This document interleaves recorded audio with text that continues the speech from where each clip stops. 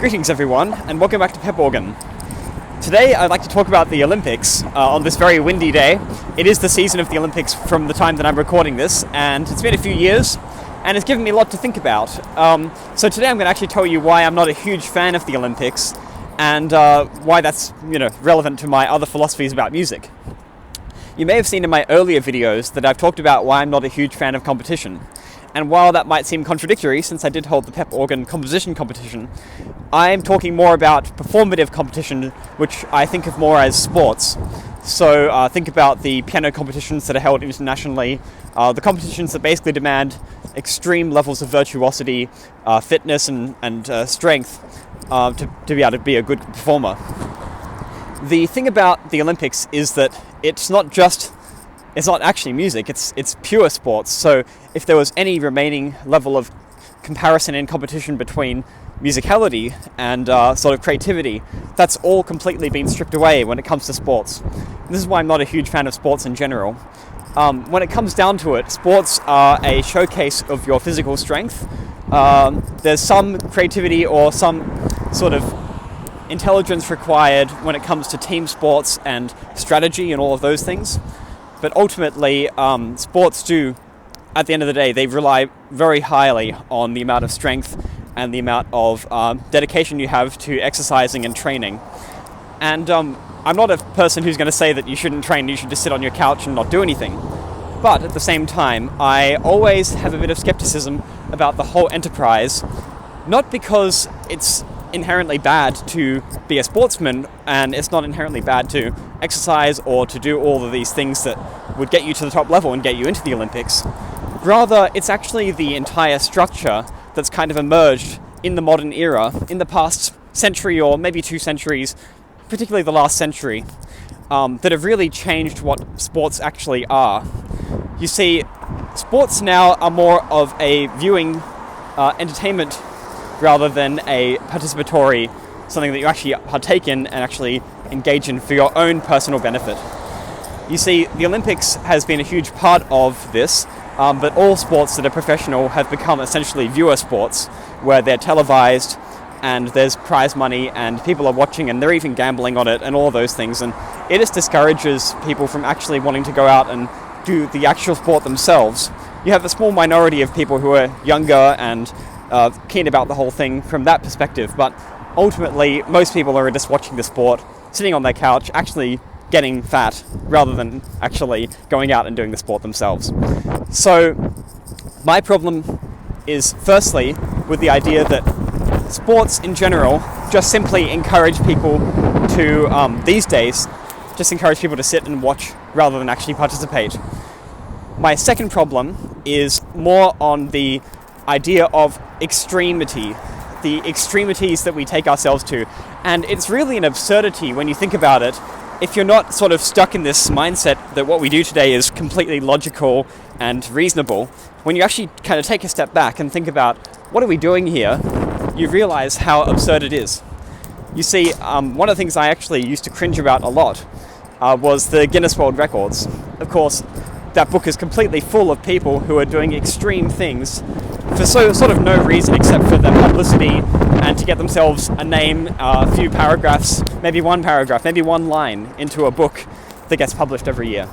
That's not a huge, it's not a real achievement in some sense. It's kind of a pseudo-achievement in the same way that you could be the only person in the world to have dyed your hair 253 colours, or you could be the only person who's played every work of Bach but transposed down a tone. Those kind of achievements are not real achievements in some sense. Like, they're commendable, but why waste your time?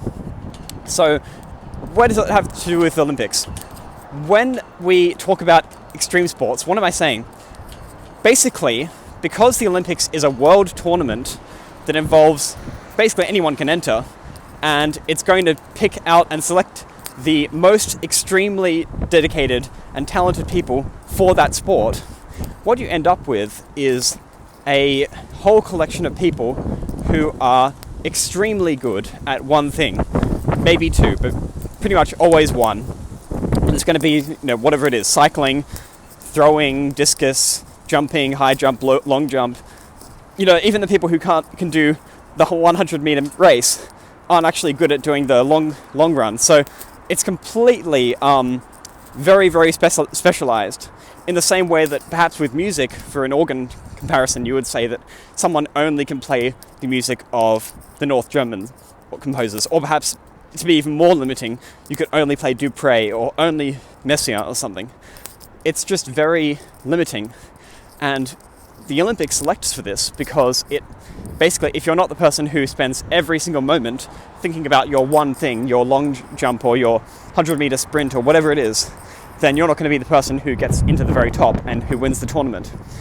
So, and the thing that I don't like about that is that extremities kind of take away from the kind of well-roundedness that most humans actually want to experience.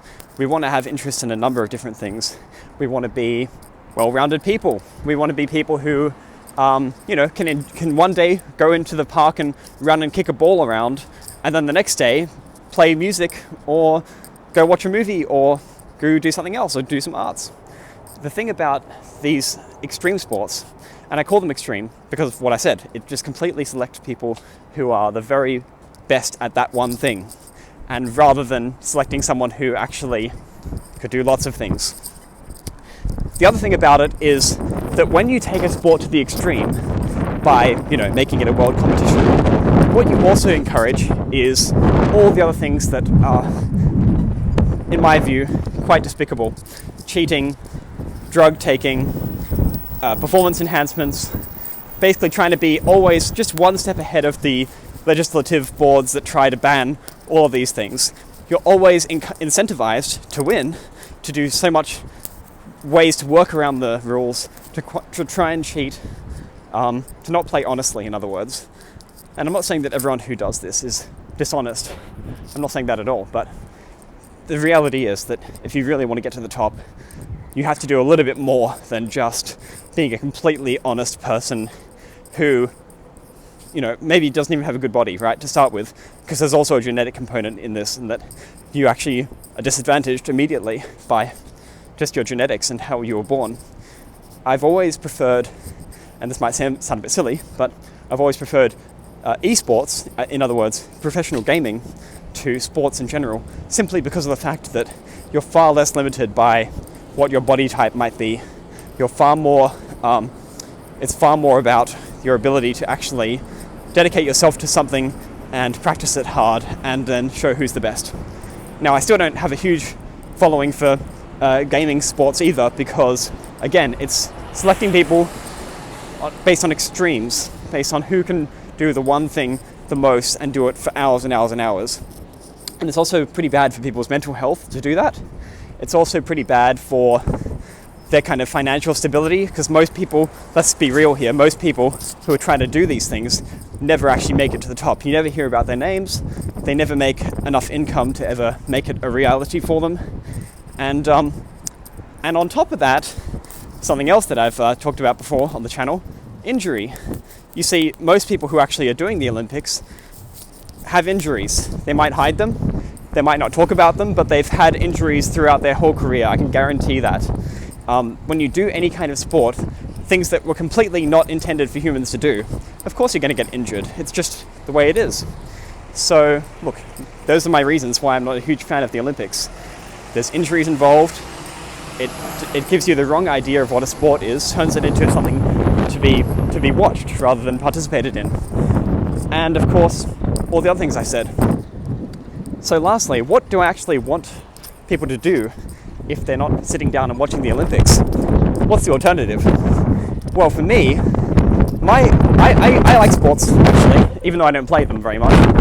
What I would do, and what I would suggest, is that people actually participate in their local sports far more than getting involved and interested in all this national sport and international sport. Sport is its best when it's localized, when it's something that people can actually just participate in, go down to the park and have fun.